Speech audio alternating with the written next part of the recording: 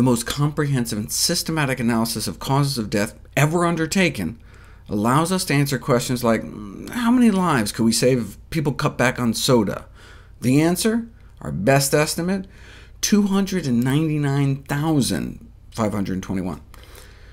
Soda isn't just bad because it's empty calories, so it's not a health-promoting food. It appears to be an actively death-promoting food.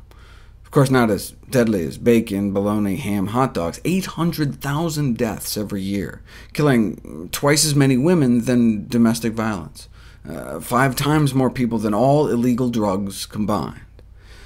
But eating more whole grains could save 1.7 million lives every year. More vegetables, 1.8 million lives. If only we ate more nuts and seeds, 2.5 million lives saved.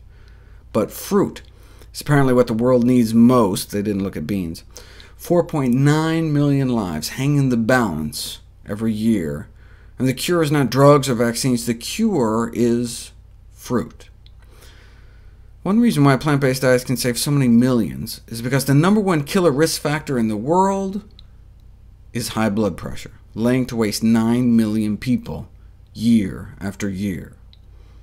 In the United States, high blood pressure affects nearly 78 million. That's 1 in 3 of us, and as we age, our pressures get higher and higher, such that by age 60 it strikes more than half.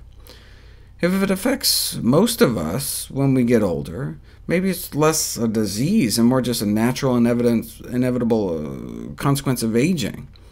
No, we've known for nearly a century that high blood pressure need never occur.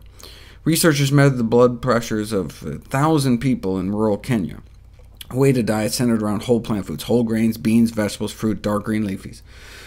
Up until age 40, the blood pressures of rural Africans was about the same as Europeans and Americans, down around 120s over 80s.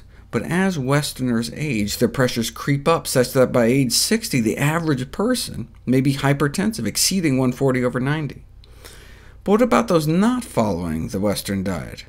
Their pressures improved with age. Not only did they not develop hypertension, their blood pressures actually got better. The whole 140 over 90 cutoff is arbitrary. Just like studies show that the lower the cholesterol, the better, right? There's really no safe cholesterol level above about 150. Blood pressure studies also support the kind of lower the better approach to blood pressure reduction. Even people who start out with blood pressure under 120 over 80 appear to benefit from blood pressure reduction. But is it possible to get blood pressures under 110 over 70? It's not just possible, it's normal for those eating healthy enough diets. Over 2 years at a rural Kenyan hospital, 1,800 patients were admitted. How many cases of high blood pressure did they find? 0.